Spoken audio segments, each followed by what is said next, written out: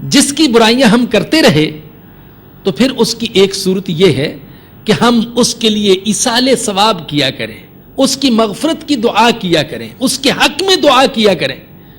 اس کے حق میں دعا کرنے سے اور اس کے لیے ایصال ثواب کرنے سے ممکن ہے کہ اللہ پاک ہماری اس غلطی کو معاف کر دے۔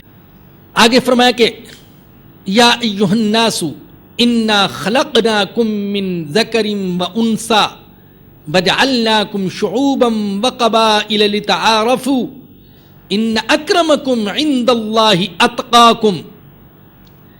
اے لوگو، بے شک ہم نے تم کو پیدا کیا ایک مرد اور عورت سے، اور تمہیں تقسیم کر دیا کنبوں میں اور قبیلوں میں تاکہ تم ایک دوسرے کو پہچان سکو۔ اے انسانوں، یا ایھا الناس، ہم نے تم کو پیدا کیا ایک مرد سے اور ایک عورت سے۔ سارے کے سارے انسان ایک مرد اور ایک عورت کی اولاد ہیں، یعنی حضرت آدم اور حضرت حوا علیہم السلام۔ یوں سارے کے سارے انسان اخوت انسانی کے رشتے میں پروئے ہوئے ہیں۔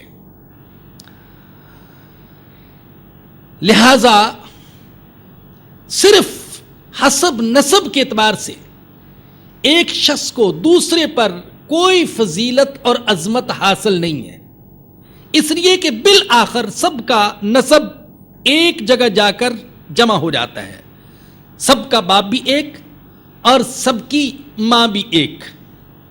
آگے قبیلے بنے، کنبے بنے، خاندان بنے، اللہ کہتے پہچان کے لیے، امتیاز کے لیے، تشخص کے لیے، لیکن کسی قبیلے سے ہونا یہ کسی انسان کی عظمت کی دلیل نہیں ہے۔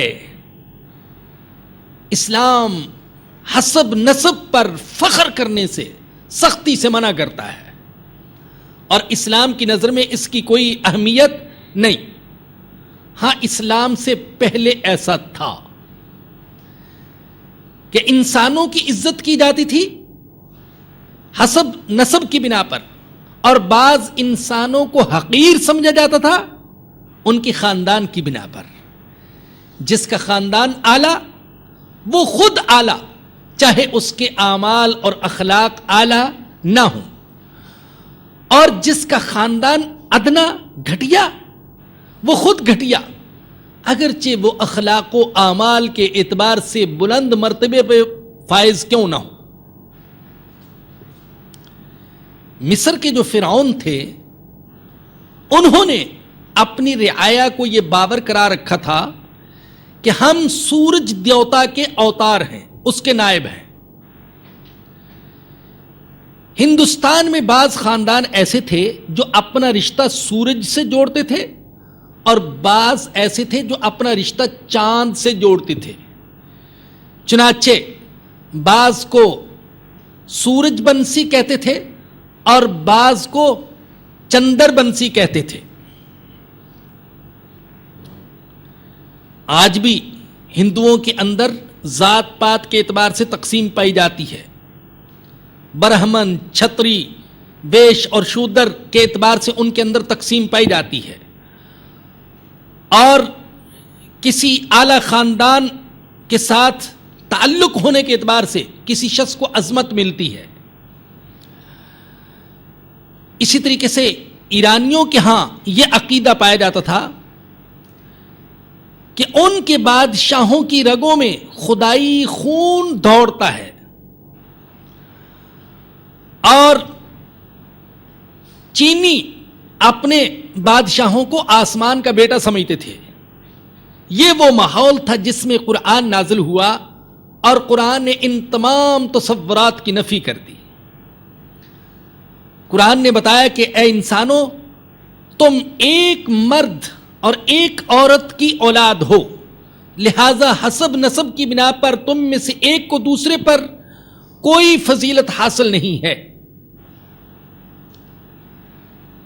حضور اکرم صلی اللہ علیہ وسلم حجۃ الوداع کے موقع پر میدان عرفات میں ہیں. آپ نے جو تاریخی خطبہ ارشاد فرمایا اس میں آپ نے یہ بھی فرمایا کہ یا ایھا الناس ان ربکم واحد، اے انسانوں تمہارا رب بھی ایک ہے اور تمہارا اب بھی ایک ہے، تمہارا باپ بھی ایک اور تمہارا رب بھی ایک.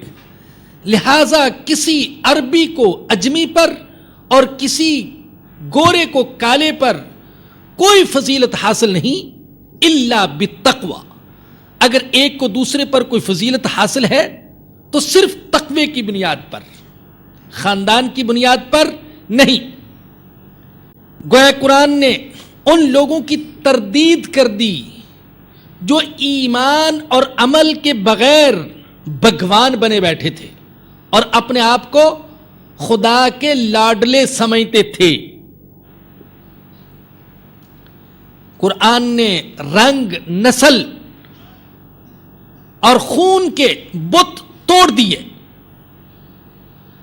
آپ اسلام کی عبادات کے نظام ہی کو دیکھیں کہ یہ عبادات کا جو نظام ہے یہ بھی انسانوں کے درمیان تفریق کو ختم کرتا ہے اور ان کے اندر وحدت اور مساوات قائم کرتا ہے. آپ نماز ہی کو لے لیجئے، ہم نماز پڑھتے ہیں تو ایک ہی صف میں امیر بھی کھڑا ہوتا ہے، فقیر بھی کھڑا ہوتا ہے، بادشاہ بھی، رعایا بھی، گورا بھی، کالا بھی، سید بھی، غیر سید بھی، عربی بھی، اجمی بھی.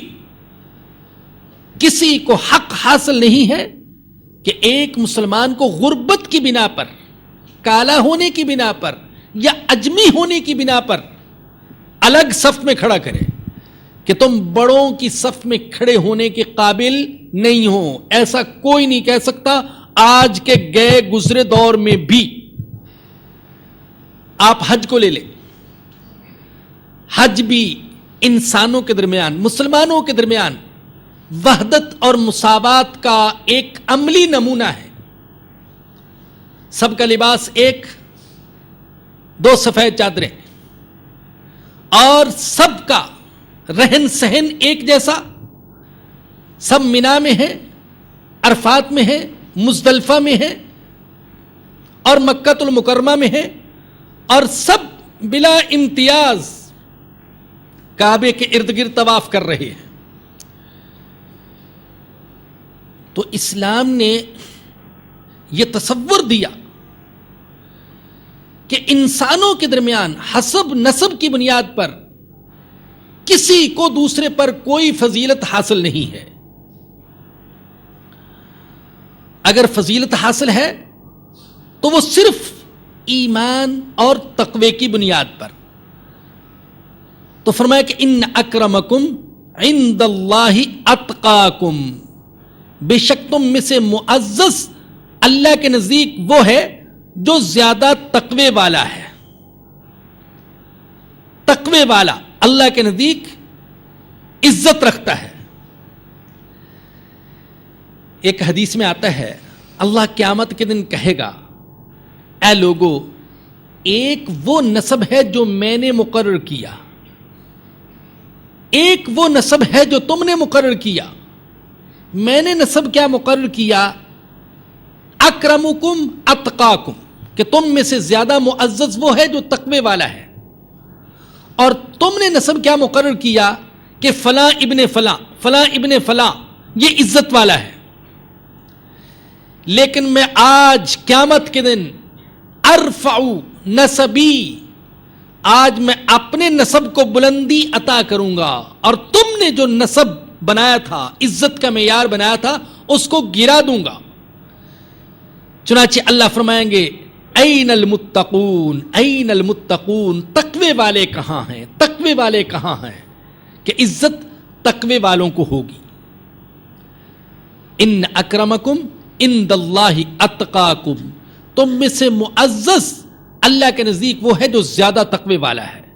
ان اللہ علیم خبیر، بے شک اللہ جاننے والا ہے، خبر رکھنے والا. وآخر دعوانا ان الحمد للہ رب العالمین.